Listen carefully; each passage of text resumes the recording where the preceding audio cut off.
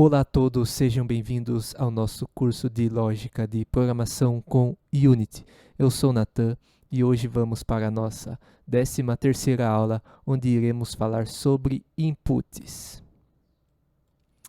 Inputs se refere a dados que são provenientes de dispositivos de entrada. Esses dispositivos podem ser teclados, mouses, controladores de jogos, como gamepads, telas sensíveis ao toque, entre outros. Eles são usados para interagir com o jogo ou qualquer outra aplicação que nós vamos desenvolver aqui no Unity. Então, os inputs eles são processados pelo sistema de entrada da Unity, que traduz esses eventos em comandos que podem ser usados para controlar os nossos objetos aqui dentro do jogo. Como, por exemplo, mover o personagem, ativar alguma ação, alternar entre menus, etc. Então, no Unity, o gerenciamento de inputs é feito principalmente através do sistema de entrada, que pode ser acessado através de uma classe chamada input. Essa classe, então, ela oferece métodos para verificar o estado atual de uma tecla, o botão ou eixo em que cada quadro da atualização do jogo ele vai conseguir receber esses dados e fazer a leitura desses inputs. Por exemplo, nós temos o input.getKey, input.getButtonDown e input.getAxis. Então, em resumo, inputs em C# são dados provenientes de dispositivos de entrada que são processados para permitir a interação do jogador dentro do jogo.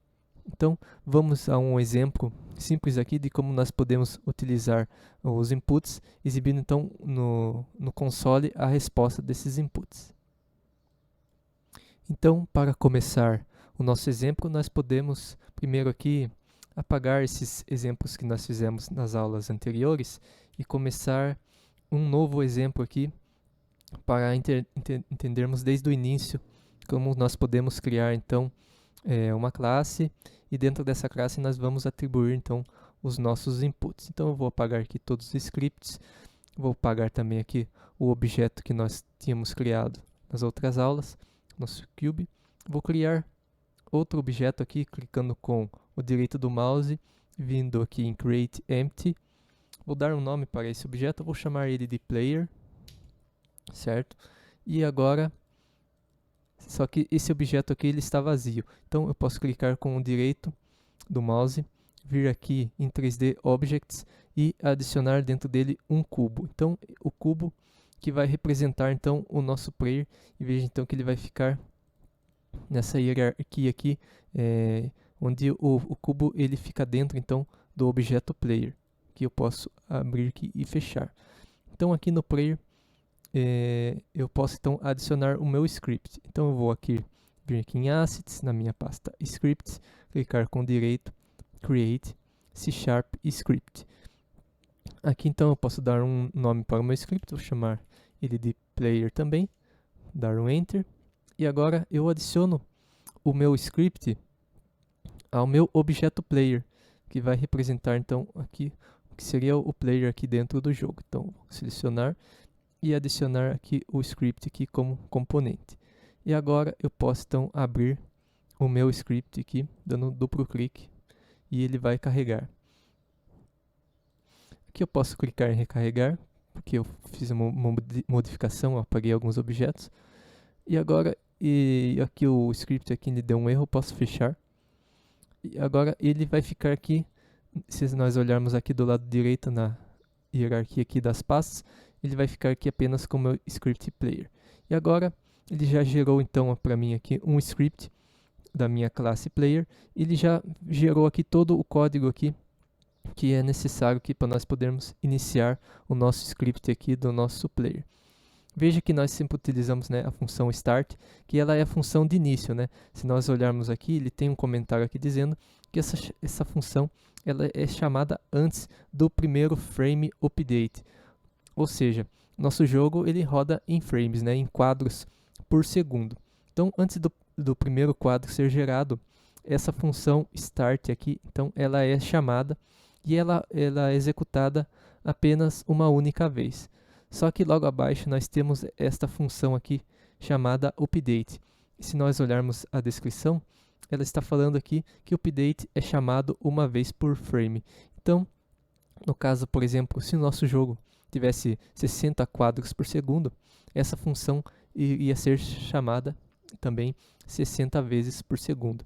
Então, essa função aqui seria como se fosse um loop então dentro do nosso jogo, onde ela é chamada toda vez aí que um frame é executado então dentro do nosso jogo. Então, é dentro então dessa função update então que nós vamos trabalhar para poder então capturar os nossos inputs. Só para exemplo então, para mostrar como essa função update funciona, eu vou escrever aqui um print e vou escrever uma mensagem, por exemplo, esta é a função update. E vocês vão ver então que diferente então da função start, onde eu executo o meu jogo e a chamada aqui da instrução ela é feita uma única vez. No caso aqui do update, ela é chamada a cada frame, e aqui no meu console ele vai ficar exibindo várias prints, várias mensagens. Veja que aqui já passou até de 1000 mensagens aqui no meu console. Se eu olhar, por exemplo, aqui em stats, eu consigo ver os meus FPS aqui que estão rodando no meu jogo. Então, no caso aqui, que está mais ou menos na base de 400 frames por segundo, então ele está exibindo mais ou menos umas 400 dessas mensagens por segundo. Então, agora que nós já entendemos como funciona então a função update, nós podemos então começar a entender como que funciona para nós capturarmos o input aqui do player aqui no nosso código. Vamos começar então, começando a entender a nossa classe input. A classe input então que vai ser responsável por capturar então essas entradas aí do nosso jogador. Para chamar então a classe input, eu posso escrever então input, que então essa é a classe aqui, que ela pertence então aqui ao Unity Engine, né, que nós importamos aqui em cima. Então aqui na minha classe input, eu posso acessar algumas funções, acessando aqui através de ponto, e uma dessas funções que eu posso acessar é a getKey. Essa getKey então ela vai ser responsável por capturar um input, no caso, quando uma tecla for pressionada pelo usuário aqui, pelo player. E nessa função então basta então eu passar qual tecla aqui que ele está pressionando, e então ele vai retornar verdadeiro ou falso, se essa tecla está sendo pressionada ou não. E para dizer então qual tecla que eu quero verificar, eu vou utilizar então aqui keycode. Keycode ponto e a tecla que eu quero verificar. No caso aqui, eu quero verificar então a tecla W. Então, como esse getKey então ele retorna um booleano para nós, eu posso colocar então essa função aqui dentro de um if. Então, colocando ela dessa forma dentro do if, eu posso então fazer uma verificação se essa tecla for pressionada. E caso ela seja pressionada, eu posso então colocar alguma instrução aqui. No caso, eu vou colocar um print aqui para então testar se a tecla foi realmente pressionada, se eu conseguir então capturar esse input. Então, posso colocar aqui uma mensagem: a tecla W foi pressionada. Então, eu posso salvar o meu código e agora eu vou executar aqui no meu Unity. Vou executar aqui então. Aqui não apareceu nada, mas se eu clicar então aqui na tela do meu jogo, pressionar a tecla W, veja então que aqui ele já exibe a mensagem que a tecla foi pressionada. Enquanto eu ficar segurando a tecla W, ele vai ficar exibindo esta mensagem. Então essa função ela funciona dessa forma. Enquanto eu estiver pressionando a tecla, ele vai ficar retornando aqui verdadeiro e vai exibir o print. Aqui também na minha classe input eu tenho outras funções. Eu tenho também getKeyDown. Ela funciona também de forma parecida com getKey, que ela também vai capturar aqui se a tecla foi pressionada, mas no caso ela só vai capturar no momento que a tecla ela desce, né? No momento que eu pressiono. Mas se eu ficar segurando, então ele não vai capturar mais. Então ele vai capturar apenas uma vez. Então eu posso fazer aqui um teste.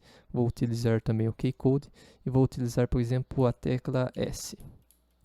Então, desta forma, ele vai capturar apenas no momento que eu pressionar e não vai ficar capturando enquanto estiver pressionado. Então, eu posso colocar também dentro de um if este retorno da função e exibir aqui o print se ele capturou então esse input. Então, colocar então aqui a tecla S foi pressionada. Então, aqui vamos ver então se ele vai funcionar dessa forma. Então, se ele só pode capturar no momento que eu pressionar. Então, vou executar aqui. E agora vou pressionar a tecla S. Lembrando que eu tenho que estar selecionado aqui dentro do jogo. Posso tirar até esse status aqui que eu não preciso mais. E vou pressionar a tecla S. Veja que eu pressiono, mas se eu segurar a tecla, ele não fica capturando a todo momento. Ele só captura no momento que eu pressiono.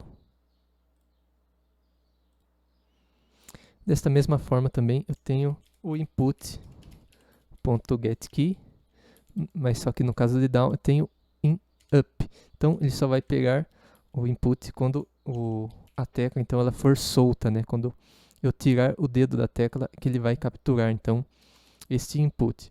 Então eu posso também colocar aqui dentro da função um K-Code e eu posso colocar a tecla então que eu quero verificar. No caso eu vou colocar a tecla A. E lembrando sempre que eu tenho que pegar o retorno e colocar aqui dentro desse if aqui para verificar se esse input então aqui ele foi capturado. E fazer então aqui um print a tecla, deixando aqui dentro de aspas, nosso string, a tecla A foi pressionada. Então agora eu posso verificar. Então vou pressionar a tecla A e segurar. Veja que não aconteceu nada, mas no momento que eu soltar a tecla A, ele vai então pegar esse evento e vai exibir aqui na tela. Então ele só pega então o input quando eu solto a tecla. Outra função então que eu tenho aqui no meu input é o input.getAxis. Esse getAxis ele é um pouco diferenciado, pois aqui eu vou capturar então um eixo. No caso aqui, por exemplo, se eu quero capturar, por exemplo, as setas, né, o movimento do meu personagem, por exemplo, para os lados, para a frente, então através desse getAxis eu consigo capturar, então, por exemplo, se está clicando para a seta para a direita, para a esquerda, ou se está clicando em A ou S, por exemplo, ou W, para movimentar o personagem. E ele é interessante também porque eu posso utilizar ele também, por exemplo, em joysticks, né, em controles, para capturar o movimento, por exemplo, do analógico do controle. Então essa função ela é interessante porque ela já, então, ele traz todas essas funções aqui, tudo junto nessa mesma função. Então eu posso, por exemplo, aqui chamar getAxis e que dentro de getAxis eu vou passar, por exemplo, o eixo que eu quero verificar.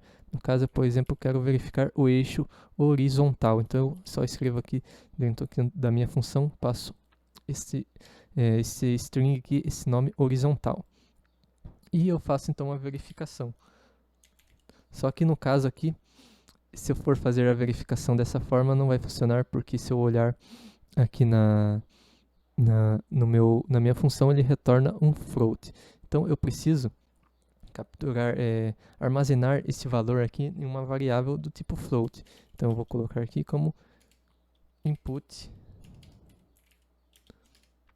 horizontal. E vou então pegar então esse valor e armazenar nessa variável. E eu posso exibir então esse valor aqui no print input horizontal.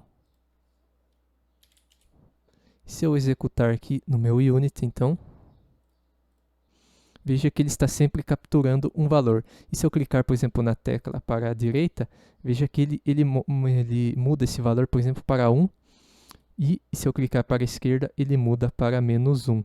E veja que ele alterna esse valor de forma de que ele vai alternando progressivamente, então, o valor. Ele não alterna de uma vez. Então, isso é interessante, por exemplo, se eu estiver utilizando num analógico, onde então eu teria, por exemplo, mais precisão do meu movimento. Dessa mesma forma como eu tenho o input horizontal, eu também tenho um input vertical. Posso chamar da mesma forma input.getAxis, e aqui eu vou chamar então vertical. E da mesma forma que o horizontal, ele retorna um float, e esse float varia entre -1 e 1, sendo o valor 0, então, como se não estivesse utilizando não apertando nenhuma tecla, ou não movimentando, por exemplo, o analógico do controle. Então agora, aqui eu posso, no meu print, então, exibir esse valor input vertical. Então, para diferenciar aqui, eu posso colocar aqui que esse aqui então é o input horizontal e esse é o meu input vertical.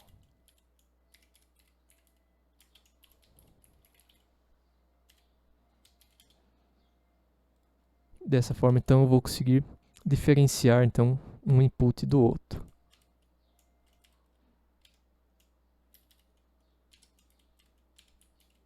Certo? Então, vou salvar aqui e executar no meu Unity. Vou parar aqui a execução, dar um clear aqui no meu console e vou executar. Veja então que ele exibe então, o input vertical e o input horizontal. O input vertical então é para cima e para baixo. Nas minhas setas eu também posso utilizar aqui o W e o S. Também o A e o D. E eu consigo alterar então esses valores. Na minha classe input eu também tenho outros tipos de funções. Essas outras funções, então, vocês podem aprender mais se vocês acessarem então a documentação aqui do Unity. Essa documentação vocês podem acessar através aqui do Help e vir aqui em, vamos ver, Unity Manual. No Unity Manual, então, é documentação onde você vai encontrar tudo a respeito, né, das funções aqui do Unity. No caso aqui, nós estávamos utilizando o input. Eu posso, por exemplo, acessar aqui Input e Input Manager, gerenciador de input. E aqui nessa documentação eu posso ver então tudo a respeito dessas funções aqui que nós encontramos no Unity. Por exemplo, aqui o input getAxis que nós estávamos utilizando. A documentação aqui em inglês, mas você pode então traduzir aqui caso você queira entender aqui, ler em português, caso você não entenda em inglês. Então, essa foi a nossa aula sobre inputs. Espero que você então tenha entendido como que funcionam então os inputs aqui dentro do Unity. Então é isso. Se você então gostou dessa aula, eu peço a você então que você deixe aí seu gostei, deixe aí seu comentário, se inscreva no canal, ative as notificações. É isso. Obrigado por assistir e até a próxima.